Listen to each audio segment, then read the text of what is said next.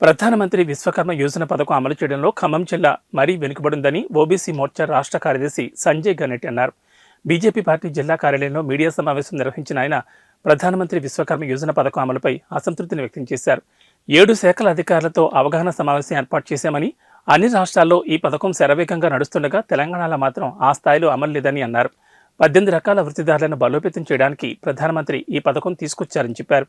ఎక్కడా అవినీతికి పైరవీలకు ఆస్కారం లేకుండా ఆన్లైన్ ద్వారా అప్లై చేసుకునే అవకాశం కల్పించారన్నారు. ఈ పథకం అమలు చేయడంలో 7 శాఖల మధ్య గందరగోళం నెలకొందని, ఈ రోజు నిర్వహించిన సమావేశానికి చాలా మంది వచ్చారని, అప్లై చేసిన వాళ్లకు 7 రోజులు ట్రైనింగ్ ఇవ్వడం జరుగుతుందని, ఆర్థికంగా వెనుకబడిన వారిని అభివృద్ధిలోకి తీసుకురావడానికి మోడీ ఈ పథకానికి శ్రీకారం చుట్టారన్నారు.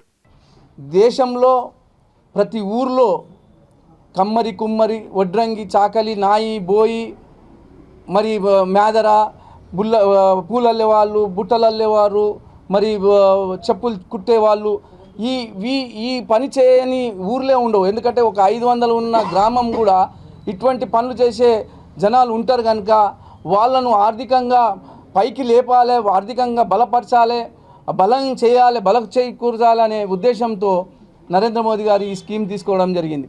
మరి 13,000 కోట్లతోని ఈ స్కీమ్ తీసుకున్నప్పుడు మరి దీన్ని స్వరూపం ఏంటంటే ఏ ఒక్కరు కూడా చేతివాటం లేకుండా, ఏ ఒక్కరు ప్రయాణం లేకుండా, ఏ నాయకుడు నేను ఇప్పిస్తా అనే మాట లేకుండా మీరు సిఎస్సి సెంటర్ ద్వారా సిఎస్సి సెంటర్ ద్వారా దాన్ని అప్లై చేయడం జరుగుతుంది, దాన్ని డౌన్లోడ్ చేయడం జరుగుతుంది.